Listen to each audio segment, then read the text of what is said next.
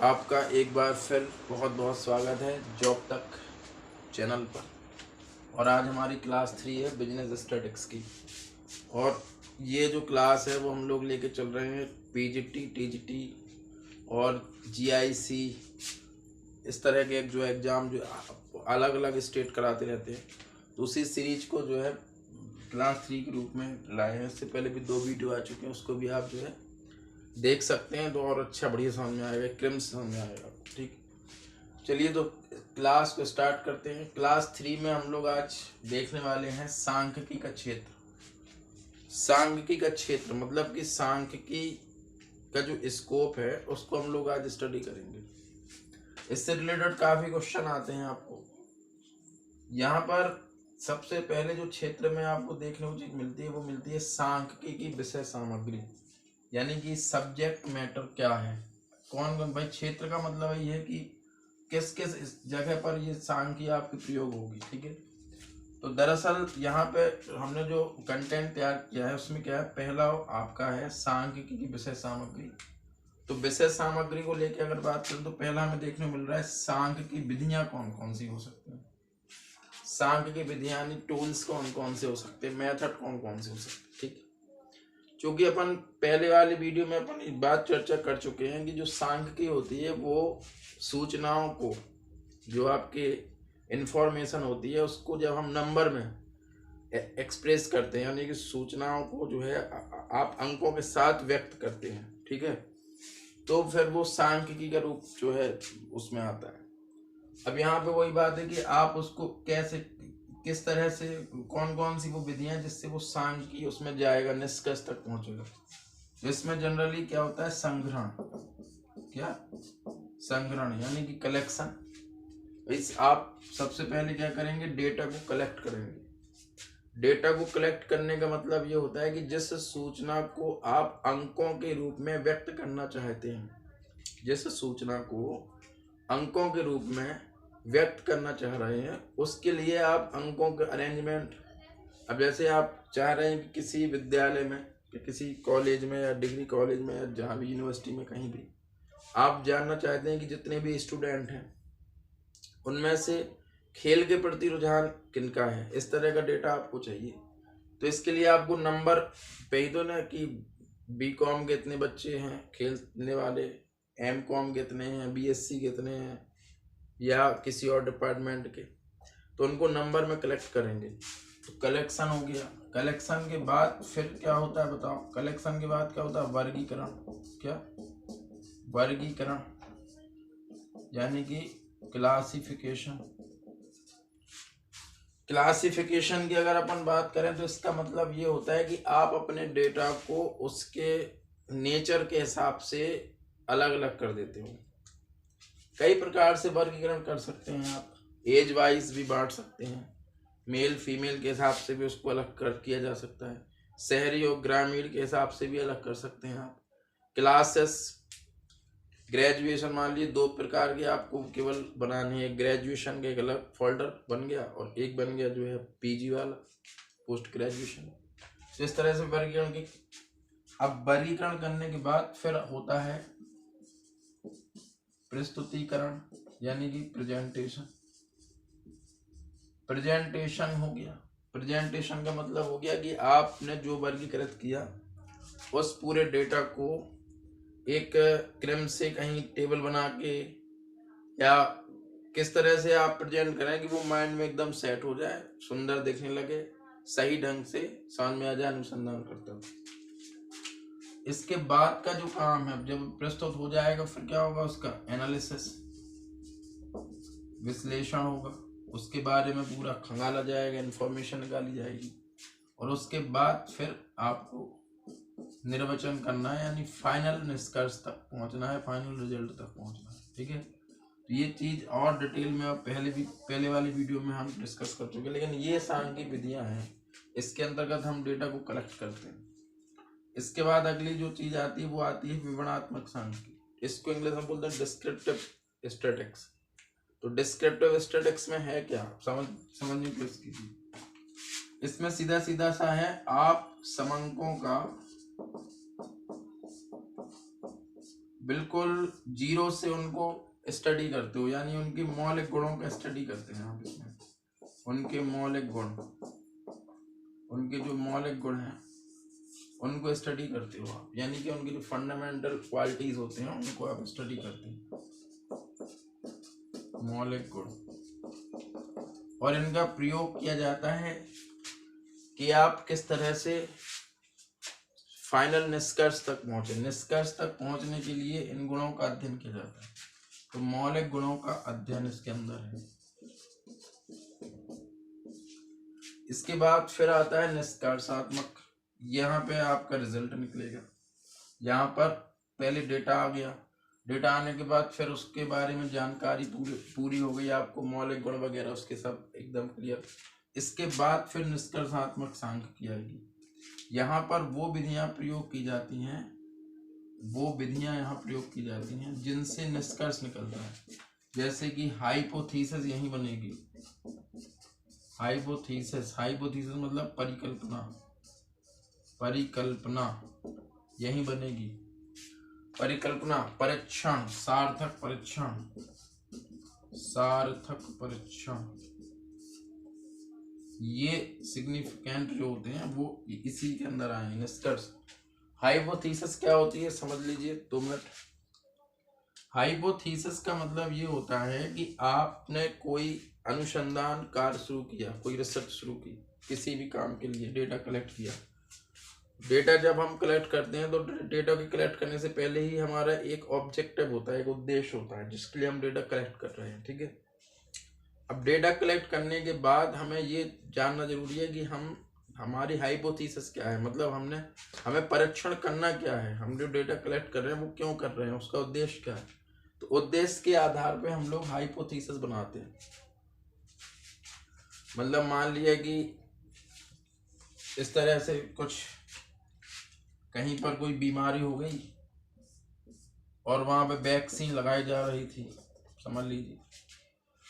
तो वैक्सीन का लोगों पर क्या प्रभाव है, हम मान के, हमारी जो पहली हाइपोथेसिस है हम ये मान के चलेंगे कि कोई प्रभाव नहीं, मतलब कि वैक्सीन का लोगों पर कोई प्रभाव नहीं। ये हमारी नल हाइपोथेसिस कहलाएगी। 2 प्रकार की हाइपोथेसिस होती है।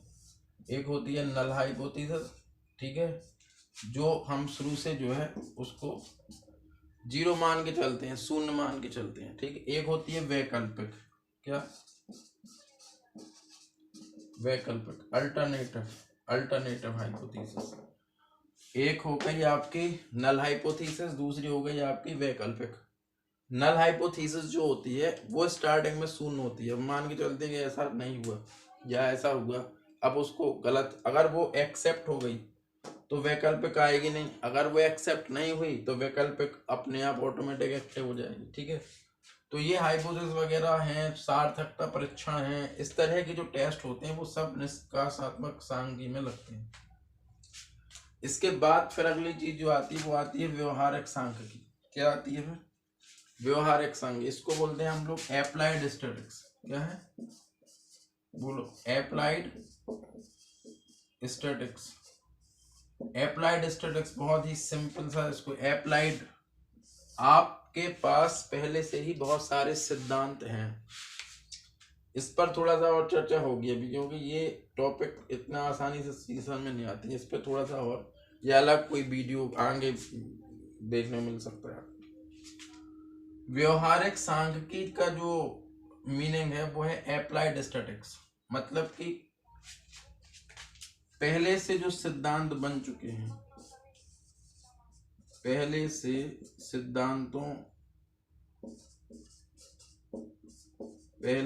सिद्धांतों के बने होने पर उनका समस्या के अनुसार प्रयोग, मतलब आपके सिद्धांत, ये जो इतनी सारी विधियां हैं इनसे पहले काफी सिद्धांत बन चुके होंगे। उन सिद्धांतों का यूज कैसे करना है, समस्या के अनुसार, वो इसके अंदर है। पहले से जो सिद्धांत बन चुके हैं उनका समस्या के अनुसार प्रयोग कैसे किया जाए, ये इसके अंदर आपको देखने मिलेगा। मतलब जो बन चुके हैं उनको समस्या के अनुसार व्यवहार में लाना है। ठीक, अब व्यवहार में लाने के बाद अब इसके अंदर तीन पार्ट आपको देखने मिल रहे। पहला वर्णनात्मक सांख्यिकी, इसके बाद दूसरा वैज्ञानिक सांख्यिकी और इसके बाद व्यवसायिक सांख्यिकी। सिंपल है। वर्णनात्मक सांख्यिकी हुआ या वैज्ञान, ये वर्णनात्मक सांख्यिकी किससे रिलेटेड है? आप वर्णन किसका कर सकते हैं बताओ? आप वर्णन कर सकते हो केवल और केवल भूतकाल का और वर्तमान का। तो आपका जो वर्णनात्मक सांख्यिकी है भूतकाल के आंकड़े और वर्तमान के आंकड़ों से संबंधित है। बस भूतकाल के आंकड़े और वर्तमान काल के आंकड़ों से ही संबंधित है। बल्कि वैज्ञानिक सांख्यिकी जो आपका है ये जो है भविष्योन्मुखी है, फ्यूचर ओरिएंटेड है ये। ठीक है, भविष्योन्मुखी। और व्यवसायिक सांख्यिकी क्या है? व्यवसायिक सांख्यिकी वैज्ञानिक का ही एक भाग है। यह किसका भाग है? वैज्ञानिक सांख्यिकी का ही भाग है। लेकिन इसके अंदर किस तरह की स्टडी की जाएगी? व्यवसाय से संबंधित। यानी जो चैप्टर का नाम है, ये जो टॉपिक हम पढ़ रहे, क्या पढ़ रहे? व्यवसाय। ये स्टैटिक्स में तो सब जगह के आंकड़े आ जाएंगे स्टैटिक्स शब्द में। व्यवसाय संबंधित भी और बिजनेस के अलावा जो सोशल आपके डेटा है वो भी आ जाएंगे, पॉलिटिक डेटा है वो भी आ जाएंगे, एनवायरमेंट डेटा है वो भी आ जाएंगे, सब कुछ। लेकिन जब बिजनेस शब्द जुड़ गया तो इसका मतलब है कि जो डेटा होगा वो केवल बिजनेस से रिलेटेड होगा बस। तो यहाँ पे आप समझिए कुछ व्यवसायिक सांख्यिकी का सीधा सीधा सा मतलब आपको देखने को मिल रहा है कि व्यवसायिक सांख्यिकी में हम उन डेटा का स्टडी करेंगे जो बिजनेस से रिलेटेड है, और बिजनेस से रिलेटेड में सारी चीजें आ जाएंगी जो आपने देखी। ठीक है, तो ये था पूरा विषय सामग्री, इसको आपको स्टडी करना है। यहाँ पर हाइपोथेसिस शब्द को थोड़ा सा और एक बार समझ लीजिए। सार्थक हाइपोथेसिस को हम लोग हिंदी में क्या बोलते हैं? परिकल्पना। और परिकल्पना का मतलब ये होता है कि हमने किसी रिसर्च को शुरू किया और रिसर्च को शुरू करने के साथ हमने कोई ऑब्जेक्टिव बना लेंगे कि हम ये रिसर्च कर क्यों रहे हैं। तो ऑब्जेक्टिव बनाने के बाद फिर हाइपोथेसिस सेट की जाती है। हाइपोथेसिस दो प्रकार की हो सकती हैं। एक होती है नल हाइपोथेसिस, ठीक है, जिसको शून्य परिकल्पना कहते हैं, और दूसरी होती है आपकी वैकल्पिक, यहाँ पे लिखी है अल्टरनेटिव हाइपोथेसिस, जिसको वैकल्पिक परिकल्पना कहते हैं। नल हाइपोथेसिस जो होती है वो पहले से ही शून्य होती है। यानी कि हम ये मान के चलते हैं, जैसे कि मैंने एग्जाम्पल लिया था कि एक जगह कहीं बीमारी फैली हुई थी और वैक्सीन लग रही थी, तो पहले से ही मान के चल रहे कि वैक्सीन का लोगों पर कोई प्रभाव नहीं। इसके लिए हम मतलब खोज कर रहे हैं, इसके लिए रिसर्च कर रहे हैं। अब रिसर्च करने के बाद पता चला है कि नहीं, वैक्सीन का प्रभाव है, तो इसका मतलब क्या हुआ कि हमारी जो नल हाइपोथेसिस है वो रिजेक्ट हो गई, क्योंकि हम सोच रहे थे कि नहीं है प्रभाव, लेकिन बाद में प्रभाव पाया गया। तो हमारा जो नल हाइपोथेसिस है वो क्या हो गया? रिजेक्ट। जब नल हाइपोथेसिस रिजेक्ट हो जाएगा तो फिर अल्टरनेटिव हाइपोथेसिस एक्टिव हो जाएगी। ठीक है, तो इस तरह से हाइपोथेसिस, तो ये सब चीजें किसके अंदर आएंगी? निष्कर्षात्मक सांख्यिकी के अंदर आएंगी। ठीक है, विवरणात्मक सांख्यिकी में आप मौलिक गुणों का अध्ययन करते हैं। सांख्यिकी विधियों में आप संग्रहण, वर्गीकरण, प्रस्तुतिकरण, विश्लेषण, निर्वचन, रिजल्ट तक पहुंचते हैं। ठीक है। एप्लाइड स्टैटिक्स में आपको क्या देखना है? पहले से जो सिद्धांत बने हुए हैं उन सिद्धांतों का शुरुआत से फिर समस्या के अनुसार उनका जो है प्रयोग करना है, जहां उनका यूज हो सकता है अप्लाइड करना है। व्यवहारिक सांख्यिकी के तीन पार्ट आपको देखने मिल रहे हैं: वर्णनात्मक सांख्यिकी, वैज्ञानिक सांख्यिकी, व्यवसायिक सांख्यिकी। वर्णनात्मक सांख्यिकी भूतकाल और वर्तमान से संबंधित, मतलब पास्ट और प्रेजेंट से। वैज्ञानिक सांख्यिकी फ्यूचर ओरिएंटेड है। व्यवसायिक सांख्यिकी वैज्ञानिक सांख्यिकी का ही एक भाग है, लेकिन इसका प्रयोग कहाँ करेंगे? जो बिजनेस से रिलेटेड प्रॉब्लम्स हैं उन डेटा को कलेक्ट करना, उन डेटा को रिप्रेजेंट करना, ये व्यवसायिक। तो बिजनेस से रिलेटेड डेटा को जब हम पूरा जो है कैलकुलेट करते हैं, उसके निष्कर्ष निकालते हैं, ठीक है, generally profit, loss, balance sheet, ये तमाम बातें, तो वो व्यवसायिक सांख्यिकी हो गया। ठीक है, तो ये तमाम चीज़ें आपको देखने को मिली आज के वीडियो में बिजनेस स्टैटिक्स में। तो ये क्लास 3 थी। तो अगर ठीक लगी है तो आप हमारे चैनल को जो है थोड़ा सा सपोर्ट कर सकते हैं जॉब तक को। अगली वीडियो में इसके आगे हम लोग चलेंगे। अब हमें पढ़ना है डेटा के बारे में। समंक क्या होता है, उसको आंकड़े भी बोलते हैं, कितने प्रकार के होते हैं, उसको कलेक्ट कितने प्रकार से कर सकते हैं आप, ठीक है, तमाम विधियाँ होती हैं। और जनरली प्राथमिक और द्वितीयक, प्राइमरी और सेकेंडरी 2 डेटा सबसे इम्पोर्टेंट है जो एग्जाम में पूछे जाते हैं। उनको कलेक्ट कैसे करना ये पूछा जाता है, ठीक है। तो उस पर हम लोग नेक्स्ट वीडियो जो है लाएंगे। अभी आप बढ़िया से इसको रिवाइज कीजिए, और कोई अगर देख रहा है वीडियो अच्छे से और कोई उस प्रॉब्लम अगर आती है तो आप जो है कमेंट में बता सकते हैं। अगर कोई सुझाव हो कि कुछ प्रॉब्लम है या, तो उस सुझाव को भी आप लिख सकते हैं। तो उस पर भी हम लोग कोशिश करेंगे कि आगे से कोई प्रॉब्लम ना हो। आज के लिए इतना ही। Thank you very much.